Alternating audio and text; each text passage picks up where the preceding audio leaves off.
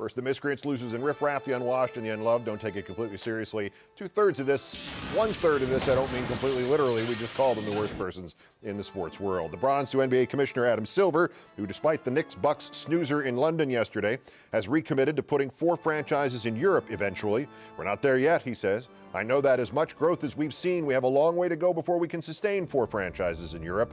On the other hand, I believe it's our manifest destiny to expand. 4 sustainable franchises in Europe? The NBA can't even maintain 4 sustainable franchises in New York and Los Angeles. Just face it, American sports leagues with a European division is a cool-sounding idea if it's 1969, like moving a baseball team to the moon. Also, manifest destiny? Seriously? This was the phrase you wanted to use there? The first symbol of American imperialism?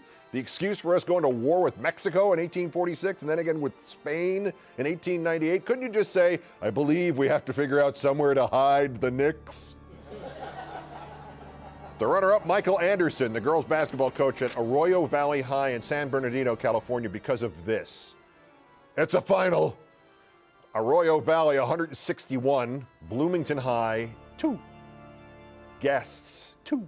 Seriously, Coach Anderson said he met with the Bloomington coach before the game and said he needed to get his players some real game experience because this was their last contest before their league schedule started. So he benched his starters at halftime when it was 104-1. What a sportsman.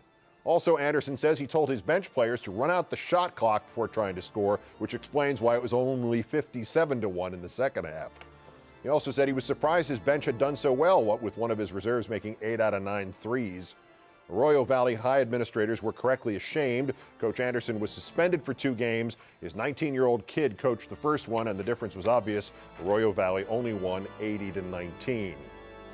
But our winners, the NCAA and Penn State.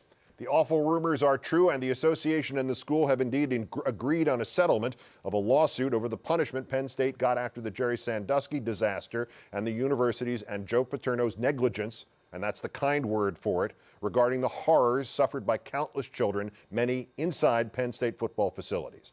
If you're watching us live at 5 Eastern, I'll tell you that Bob Lee is devoting tonight's edition of Outside the Lines to this reprehensible bargain that's coming up at the bottom of the hour. In short, the NCAA says that in exchange for an agreement that the $60 million the school was fined will be spent only in Pennsylvania to address child abuse there.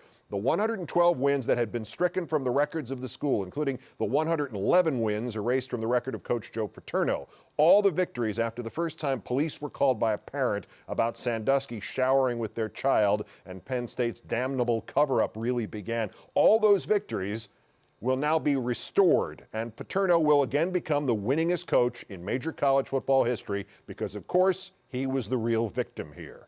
This could be discussed for hours, but the only 2 things that are, to my mind, essential points right now: the naivete which still much exists in the minds of NCAA and Penn State and defenders of Joe Paterno, as if this decision or anything else will ever lessen the guilt the university and Paterno share or ever reduce the disgust which the names Penn State football and Joe Paterno will produce for decades to come.